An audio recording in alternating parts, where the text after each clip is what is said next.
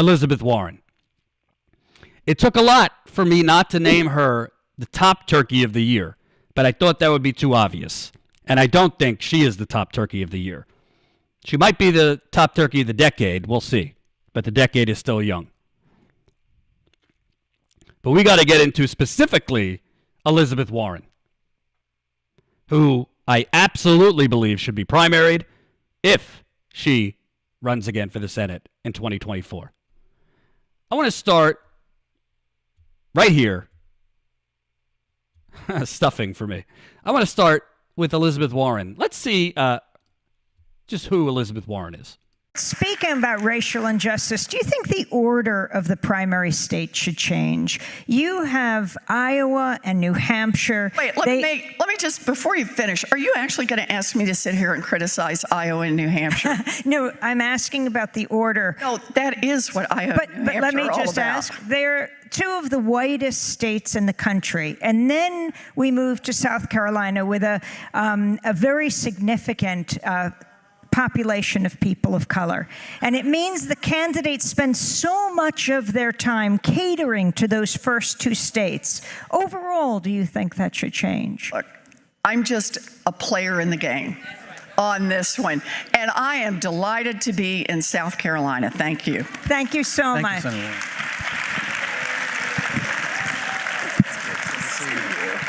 Thank you. Yeah. Look, just a player in the game. I'm just a player in the game, folks. Oh, damn it. I should have added some snakes to that turkey.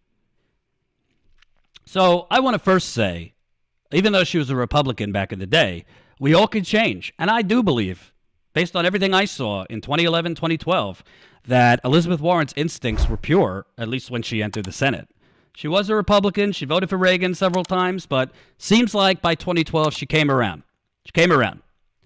It seems like by 2012, we remember, if you were paying attention then, that viral video, you did not make money on your own. You used publicly funded roads. You moved your product to market on our roads. I think Elizabeth Warren, before Washington corrupted her, was legitimately had progressive instincts. From her writings, before she ran for senator, from her writings, she supported universal health care, Medicare for all. Or single payer, it wasn't referred to as Medicare for all.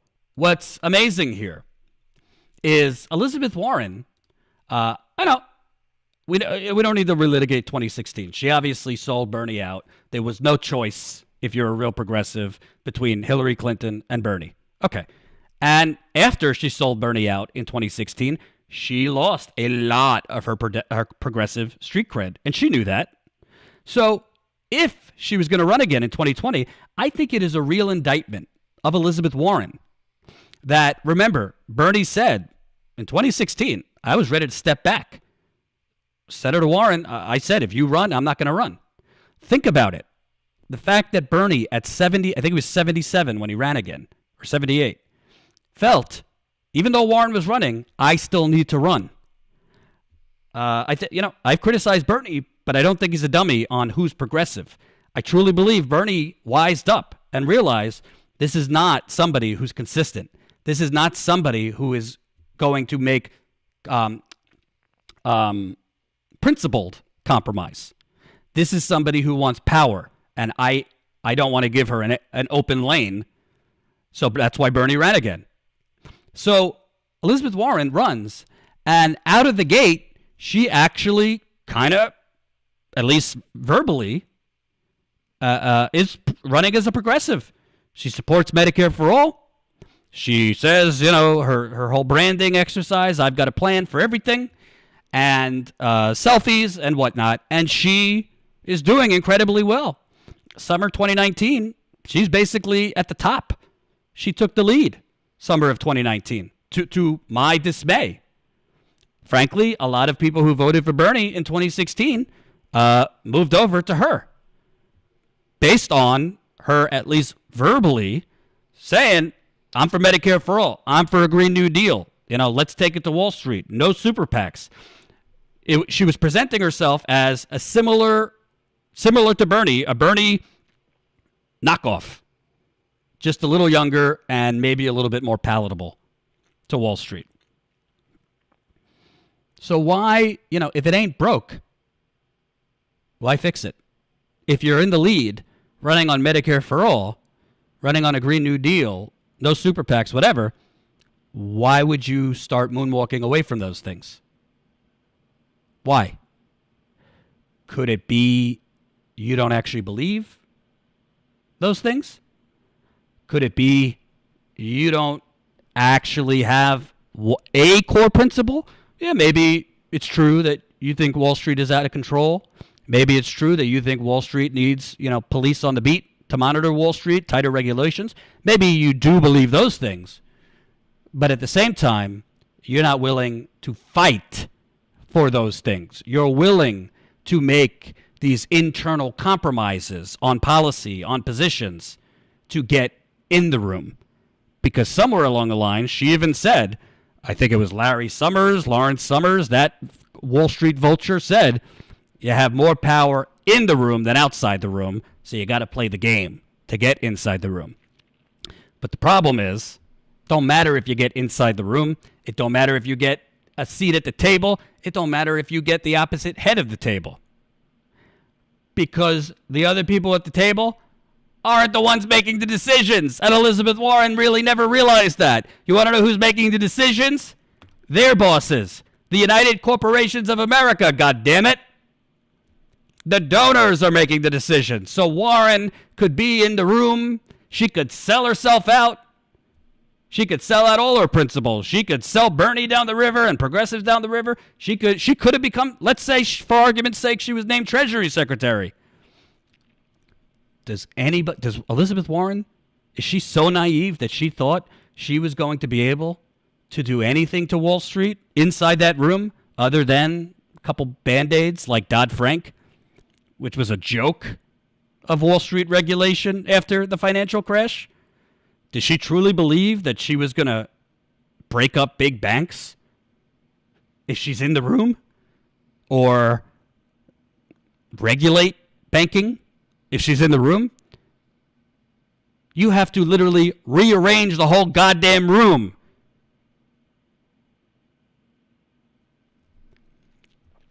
So, for some unexplained reason, probably because she was in the lead, but she knew, or she thought, all right, even if I win the primary here, I'm not going to get the usual suspect support. I'm not going to win without money. And they're not going to, Wall Street, all the people that I pretend to hate, they're not going to give me money if I stick with Medicare for all and these things. So all of a sudden, she started changing her strategies, They're nervous about a narrow vision that just doesn't speak to the Americans who see real problems and want to see real change. But they are also worried about gambling on a revolution that won't bring along a majority of this country. I am a Democrat through and through. I have rock solid values and I know how to get things done. I don't want to be president just to yell at people. I want to be president to change things. That's why I'm going there. So let's get this straight. Elizabeth Warren was literally leading the pack in the Democratic primary in the summer.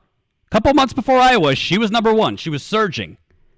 Supporting Medicare for all, supporting a Green New Deal, no super PACs, grassroots donations, no big fundraisers, even though she did a lot of fundraisers with rich people during her Senate reelection in 2018, and then just took the money that rich people gave her for her Senate reelection, transferred it over to her presidential. So it was kind of an accounting trick she pulled. You're winning, but then you decide I'm going to moonwalk away from the things that are the reason I'm winning. Medicare for all softened her position on money in politics. Said, I take their money during the general. We can't unilaterally disarm, which is a famous excuse corporate Democrats use to take money from bankers, fossil fuckers, big pharma, big real estate, Silicon Valley, and the rest. And then you start nosediving, and then you turn around, and after your ridiculous Hail Mary leaking to CNN that Bernie told you a woman can't win, which was bullshit, then you start this approach, we don't need a revolution, and we can't be narrow-minded. Okay, so you're basically attacking Bernie because all he does is talk about revolution and his narrow-mindedness, but you were proposing the same exact things, his narrow-mindedness. You were proposing exactly that narrow-minded agenda like 5 minutes earlier. You were proposing Medicare for all. You were proposing all these things. There's two types of politicians that are pure and politicians that want power.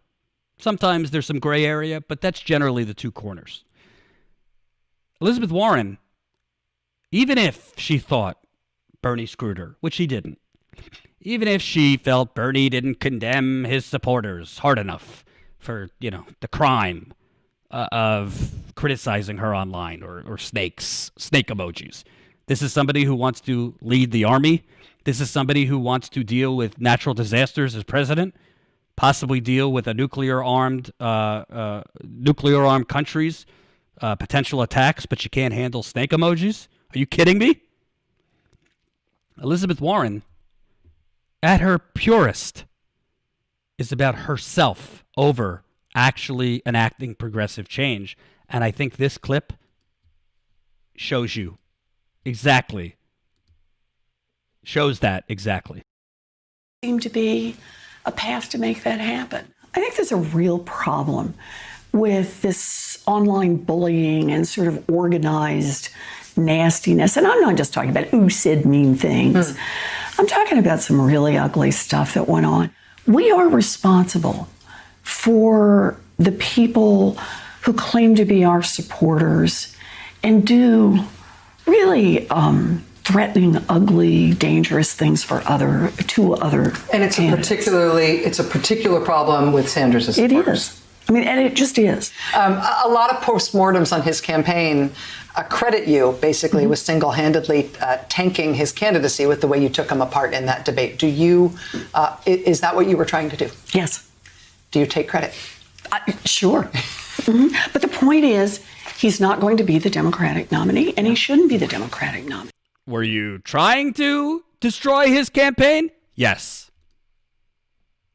Were you, do you think you tanked his campaign? Yes. Sure. And he shouldn't be the nominee. Instead, we should have Joe Biden, the guy who pushed through the very bill that I launched my political career on, the bankruptcy bill. This is what I'm saying. Hope you enjoyed that last video. Hop on over to statuscoup.com where you can sign up for our email list and become a member for as low as $5 to $10 a month. Membership is how we grow. That's statuscoup.com/join. And remember, join our email list so we can grow the revolution with you.